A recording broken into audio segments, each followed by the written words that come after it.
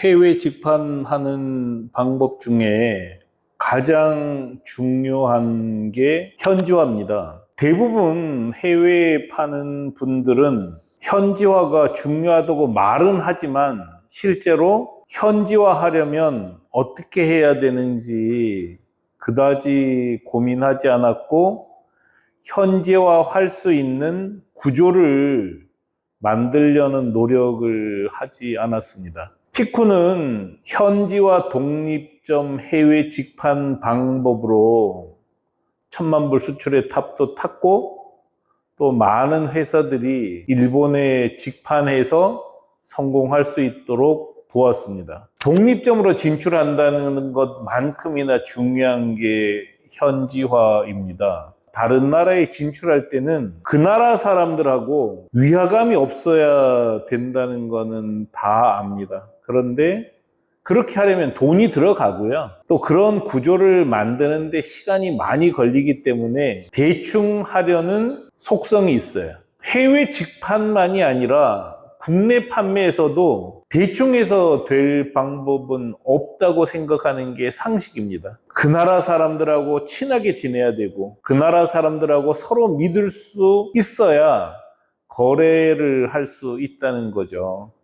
그 점에서 현지화는 정말 중요한 주제입니다. 그런데 이거를 제대로 구현하는 사람은 정말 드물어요. 그걸 좀 설명을 드리겠습니다. 너무나 당연한 일인데 일본에 또는 중국에 물건을 팔려면 일본이나 중국 소비자들이 뭔가 이상하다고 느끼게 만들면 거의 100% 실패합니다. 서로 다른 환경에서 자란 사람들이 만나서 돈을 주고 물건을 사고 파는 거래는 잘못하면 누구 하나가 손해가 나기 때문에 믿고 팔고 살 수 있는 게 정말 중요합니다.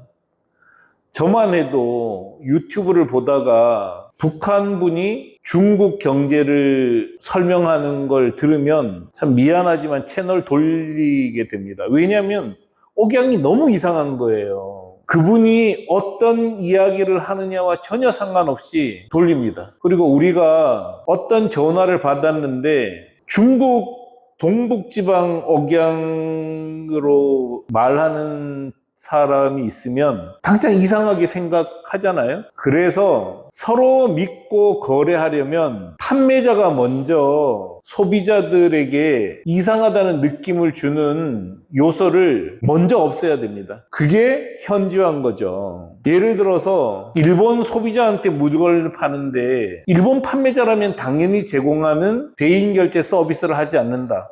이상하지 않을까요? 후불 신용 결제 서비스는 한국에는 없습니다. 큰 일본 인터넷 쇼핑몰은 후불 신용 결제 서비스를 제공합니다. 우리가 한국 인터넷 쇼핑몰에 들어갔는데 휴대폰 결제가 안 된다거나 국내 은행 입금이 안 된다. 그러면 의심이 들어서 물건을 사려는 마음을 거둡니다. 아니, 다른 데도 파는데 많은데 뭐 하려고 그런 이상한 회사에 물건을 샀다가 반품도 잘 안 될까 봐 걱정이고 교환이 잘 안 될까 봐 걱정을 해야 하냔 말이죠. 한국 사람은 인터넷 정말 잘 씁니다. 그런데도 해외 직구하는 사람이 생각보다 많지 않아요. 왜냐? 싸게 샀을 땐 좋았는데 어떤 물건을 반품도 못하게 되면은 몇 번 사서 아낀 돈 다 날려버리는 꼴이 되거든요. 말도 안 통하고 정말 불편한 게 너무 많기 때문에 해외 직구 잘 안 해요. 여러분을 생각해 보세요. 여러분이 해외 직구 안 하지 않습니까? 있다 그래서 극소수입니다. 저는 안 해요. 왜냐하면 물건 사고 보면 반품해야 될 때가 꽤 많거든요. 근데 중국에 보내는 게 되냔 말이죠.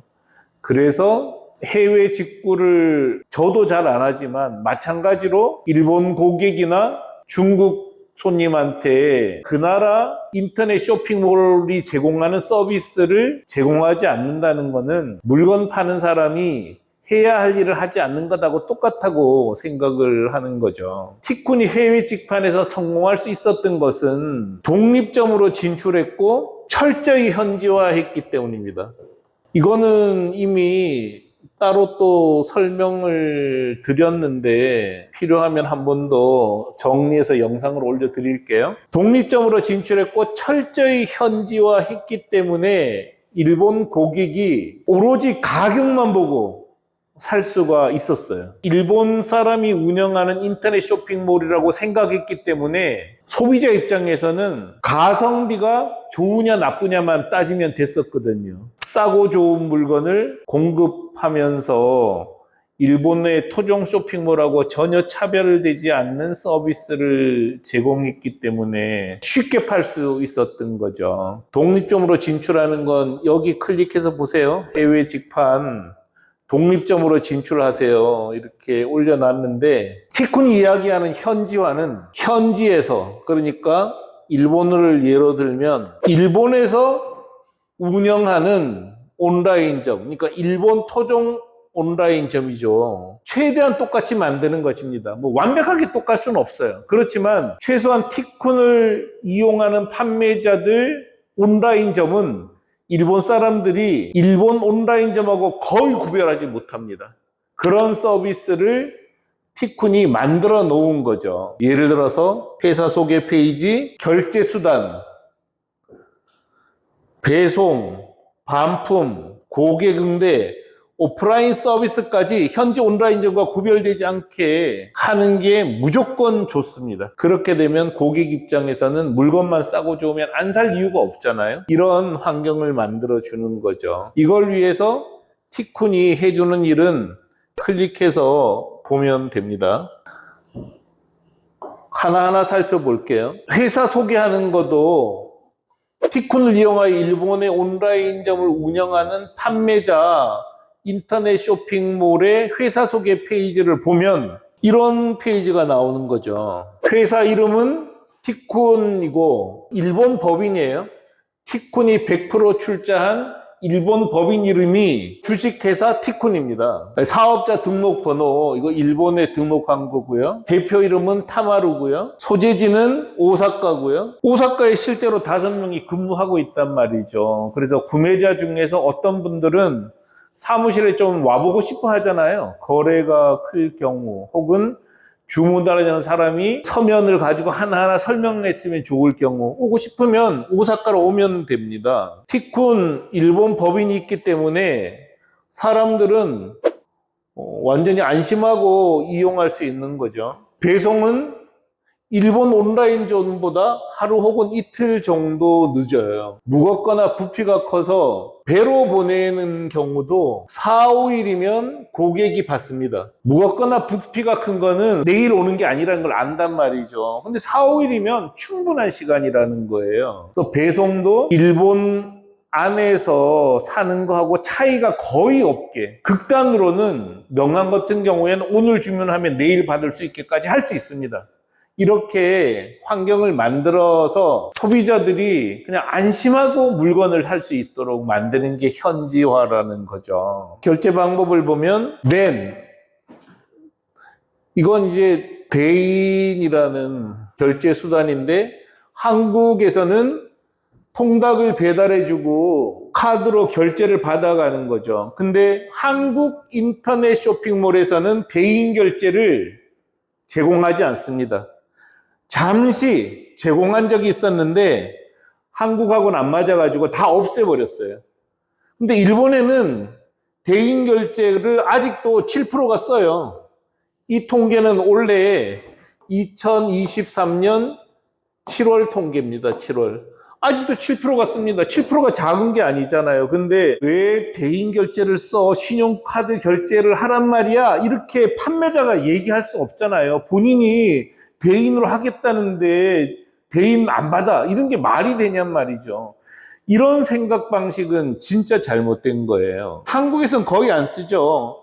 편의점 결제를 일본에서는 1.8% 정도가 씁니다. 그 다음에 15.3%가 대인 결제보다 2배나 많죠. 2배 이상 되는 게 후렉스 결제예요. 후렉스 결제. 이 후렉스 결제는 후불 신용 결제입니다. 후불 신용 결제. 일본 법인들이 물건을 살 때마다 결제하는 거는 내부에서 결제 받기도 힘들잖아요. 그러니까 한 달에 몰아서 결제하고 싶어 한다고요. 모든 법인은. 이걸 한국에서는 안 써요. 일본에서는 15%가 쓰고 있는데 이게 더 계속 커지는 거예요. 이 비율이 지금. 한국에서 일본에 직판하는 인터넷 쇼핑몰은 후불 신용 결제를 붙이고 싶어도 붙일 수가 없습니다. 다이히키 결제도 붙이고 싶어도 붙일 수가 없어요.